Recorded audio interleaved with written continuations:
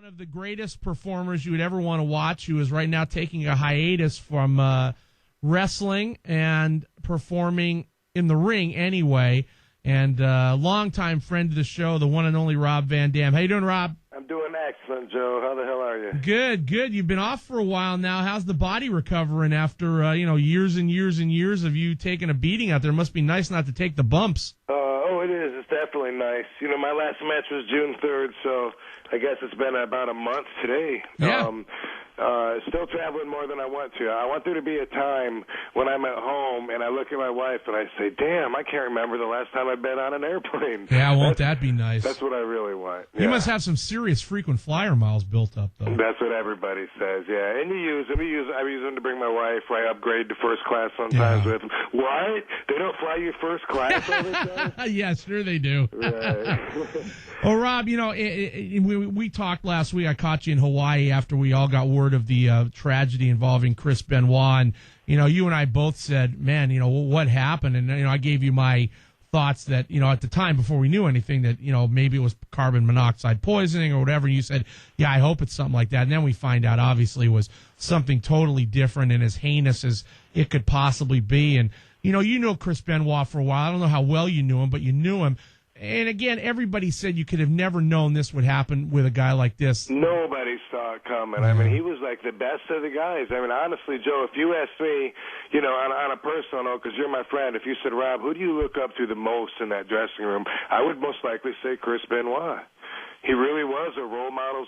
He carried himself in such a way that you just had to respect him. He was so focused and dedicated. He was always working out at the arena. He's doing Hindu squats and push-ups. A lot of times some of the other wrestlers would follow him and work out with him because they knew they were going to get a great workout. And, of course, he looked like it, too. But besides that, he was a happy guy, and he had a lot of love for his family. This is so bizarre. Nobody could have seen it coming, and I still can't believe it. And even though everyone is coming up to their own conclusions, I'm still standing in the position of we don't know what the hell happened.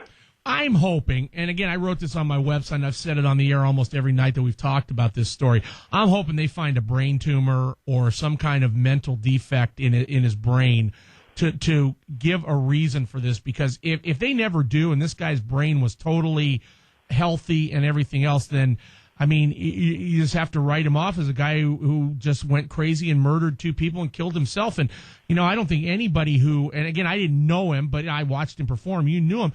You don't want to see his legacy go down like that. I mean, nothing's going to change the fact that he killed two people and himself.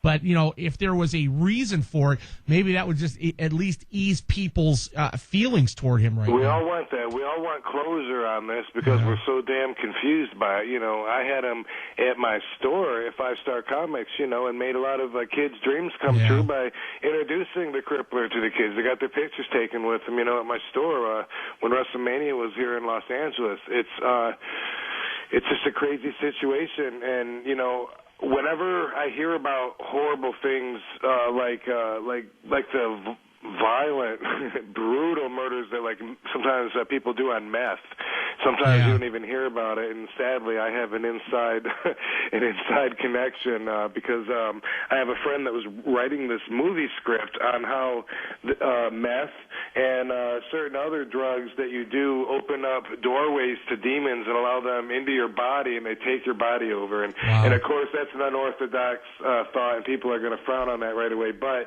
this was something he'd been working on over the last year or two, and the guy at the L.A. County morgue would give him a tour and show him these bodies that would come in, and they were just horrible stuff, and the stories that go with the bodies. Oh, yeah, the boyfriend, stabbed her 85 times, cut both eyes off, slit her throat, cut this and this, both her arms. I always say that had to be a demon. How can a human being made with compassion be able to do that? I can't see it. No. And now it's somebody that I know, not just somebody that I figured was an a-hole, but somebody that I knew and respected, guilty of doing one of the most horrific crimes and horrific, acts that we've ever heard. I mean, honestly, that one's hard to top. Well, Rob Van Dam with us on AM 570 KLAC. Rob, when you hear the stories that are coming out now about the fact that he was using, all these different drugs and steroids and GHB and, whatever else might have been, painkillers, whatever else, and then you hear of the manner in which he did kill his wife and kid, does that lead you to believe that there may, if there wasn't a brain tumor or something like that, that it could have possibly been what you were talking about, a drug-induced demon that would have possibly caused him to do this? Here's the thing with the drugs, okay? A lot of people right off the bat want to say, oh, well, okay, he was using steroids. Well, First off, using steroids, there's no problem with that. It's abusing steroids, and that's something that's ignored all too often. Yeah. And I don't mind, being up front and drawing attention to it. Testosterone replacement therapy is something a lot of New Age doctors will back up their jobs with and say this can increase the lifespan of people, because when testosterone drops, especially in men, we have lots of degenerative aging diseases that are directly linked to that. However, and we lose our hair. Well, exactly, among other things, too, and people automatically want to go, oh, steroids, bad, because, yes, it's banned by a lot of the sports competitions because they think it gives you an unfair advantage. Not going to be the case with wrestling. Now, when it comes to abuse of any drug is bad, and unless we find out that there's some kind of crazy amount of steroids in him, unlike amount that we've never heard of before, I think that it's probably going to be about as relevant as, a six-pack of beer in the trunk of your car when you get in a car wreck. Yeah, I agree. I don't think the steroids had anything to do with it, because we've had comments from people. Superstar Billy Graham came out and said, I did steroids for 20 years, never had roid rage. And, a lot of guys have done stuff like that without ever murdering their family.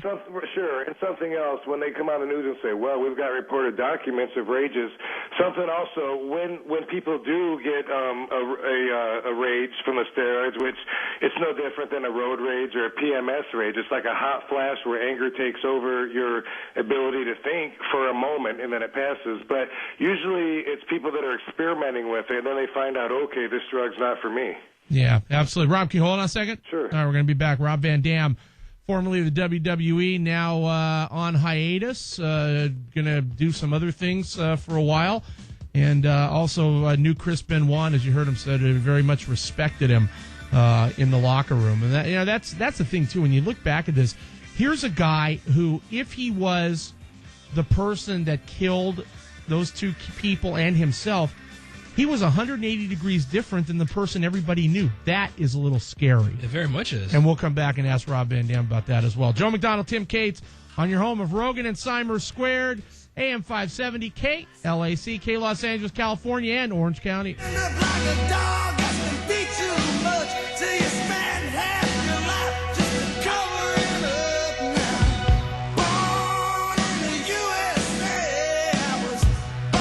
That was dedicated to Andrew Bogut. Idiot.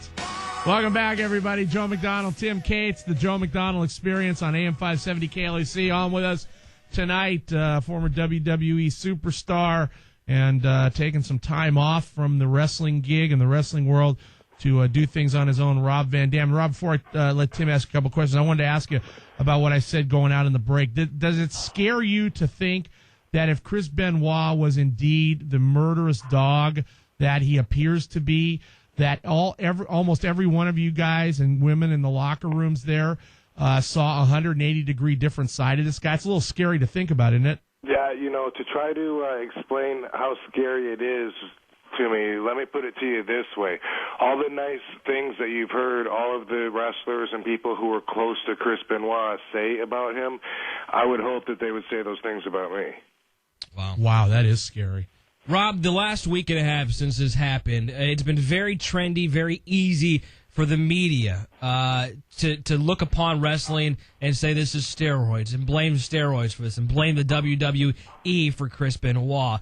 That aside, and then they say the factor of travel and the stress that he just snapped all these things together. What if the guy just went crazy and wrestling had nothing to do with this? Is the WWE getting a bad rap through the media right now? They are, of course, and of course the WWE ends up representing all of wrestling, which it's not. It's just one company. It happens to set the standards and be the top. If you want to make it to the top, you work for them. But when they talk about all the wrestlers and start reporting all these cases, they're reaching way beyond the realms of WWE. And yeah, I feel that honestly, the more that I just speak the truth and explain my own true feelings, I feel like I side with the WWE on this argument for,